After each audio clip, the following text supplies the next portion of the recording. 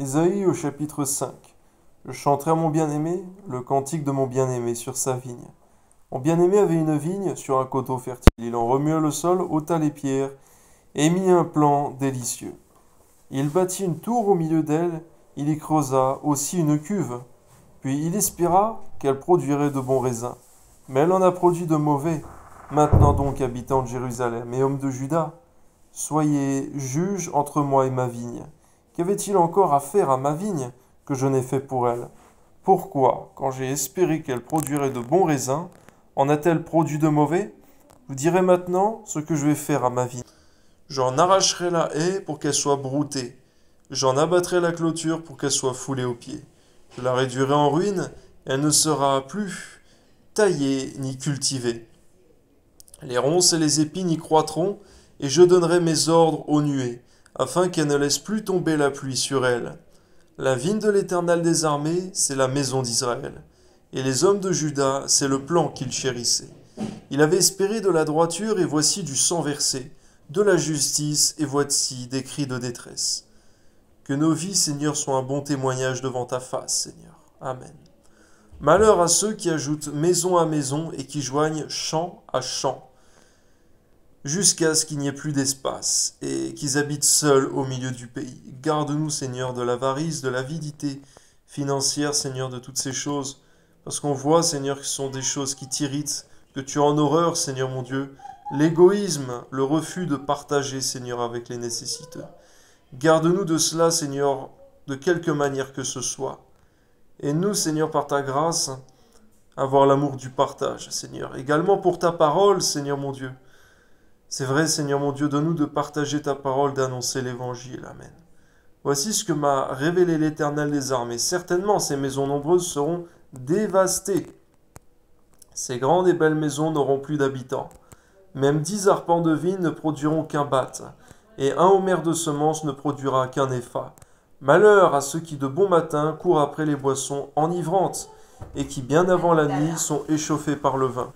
La harpe et le luth, le tambourin, la flûte et le vin animent leur festin. Mais ils ne prennent point garde à l'œuvre de l'Éternel. Garde-nous, Seigneur, d'être trop occupés à ferrer dans les choses de cette vie, et de ne pas prendre garde à ton œuvre, Seigneur. Et ne voit point le travail de ses mains, c'est pourquoi mon peuple sera soudain emmené captif. Sa noblesse mourra de faim, et sa multitude sera desséchée par la soif. C'est pourquoi le séjour des morts ouvre sa bouche, élargit sa gueule outre mesure. Alors descendent la magnificence et la richesse de Sion, et sa foule bruyante et joyeuse. Les petits seront abattus, les grands seront humiliés, et les regards des hautains seront abaissés. L'Éternel des armées sera élevé par le jugement, et le Dieu saint sera sanctifié par la justice. On voit, Seigneur, que le jugement et la justice, Seigneur, glorifie ton nom. Permets, Seigneur, que le jugement et la justice nous soient favorables, Seigneur, en faisant aujourd'hui ce qui est bien à tes yeux. Des brebis paîtront comme sur leur pâturage, et des étrangers dévoreront les possessions ruinées des riches. Malheur à ceux qui tirent l'iniquité avec les cordes du vice, et le péché comme avec les traits d'un char, et qui disent qu'il hâte, qu'il accélère son œuvre, afin que nous la voyions, que le décret du Saint d'Israël arrive et s'exécute, afin que nous le connaissions. Malheur à ceux qui appellent le mal bien et le bien mal, qui changent les ténèbres en lumière et la lumière en ténèbres, qui changent l'amertume en douceur et la douceur en amertume. Malheur à ceux qui sont sages à leurs yeux et qui se croient intelligents. Malheur à ceux qui ont de la bravoure pour boire du vin et de la vaillance pour mêler des liqueurs fortes, qui justifient le coupable pour un présent et enlèvent aux innocents leurs droits. C'est pourquoi, comme une langue de feu dévore le chaume et comme la flamme consume l'herbe sèche, ainsi leur racine sera comme de la pourriture, et leur fleur se dissipera comme de la poussière, car ils ont dédaigné la loi de l'Éternel des armées, ils ont méprisé la parole du Saint d'Israël. C'est pourquoi la colère de l'Éternel s'enflamme contre son peuple. Il étend sa main sur lui, et il le frappe. Les montagnes s'ébranlent, et les cadavres sont comme des balayures au milieu des rues. Malgré tout cela, sa colère ne s'apaise point, et sa main est encore étendue. Elle élève une bannière pour les peuples lointains, et il siffle. un des extrémités de la terre. Il en siffle un, des extrémités de la terre. Et voici, il arrive avec promptitude et légèreté.